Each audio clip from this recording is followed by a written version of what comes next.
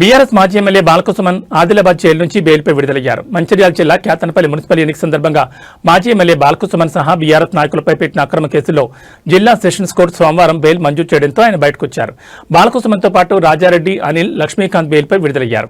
ఈ సందర్భంగా బాలకృష్ణ మీడియాతో మాట్లాడుతూ మున్సిపల్ చైర్పర్సన్, వైస్ చైర్పర్సన్ ఎన్నిక సందర్భంగా కేతనపల్లి మున్సిపల్ ఆఫీస్కు వెళ్తుండగా పోలీసులు అడ్డుకున్నారని తెలిపారు.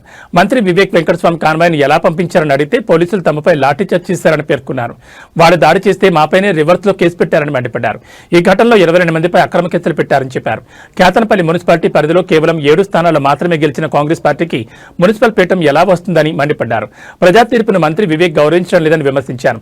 జిల్లాలోని కలెక్టర్ నుంచి తహసీల్దార్ వరకు ప్రతి ఒక్కరూ ప్రభుత్వ ఉద్యోగుల్లా కాకుండా విశాఖ ఇండస్ట్రీస్ ఉద్యోగులుగా పనిచేస్తున్నారని ఎద్దేవా చేశారు. కేతనపల్లి మున్సిపాలిటీలో వికృత క్రీడ ప్రారంభించారని బాలకృష్ణ అన్నారు.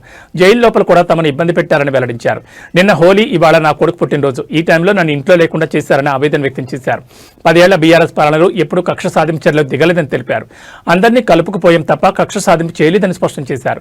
నన్ను జైల్లో పెట్టారు కదా, ఇప్పుడు కడుపు మంట తగ్గిందని అనుకుంటానని అన్నారు. కేతనపల్లి మున్సిపల్ చైర్మన్ ఎన్నికను ఇప్పటికైనా సవ్యంగా నిర్వహించాలని డిమాండ్ చేశారు.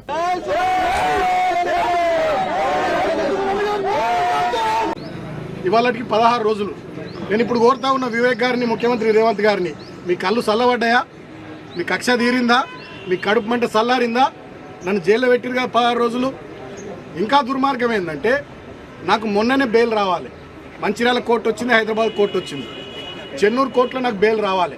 బలవంతంగా ప్రభుత్వ పెద్దలు ఒత్తిడి చేసి 5వ తేదీకి వాయిదా వేయించారు. కారణం ఏందో తెలుసా? నిన్న హోలీ, ఇవాళ నా చిన్న కొడుకు పుట్టినరోజు.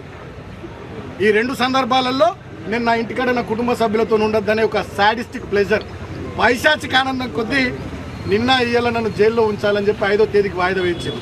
కానీ నేను మా అడ్వకేట్లకు సెల్యూట్ చేస్తూ ఉన్నా. మా కేసీఆర్ గారు ఎప్పటికప్పుడు మానిటర్ చేసి వారికి కూడా కృతజ్ఞతలు.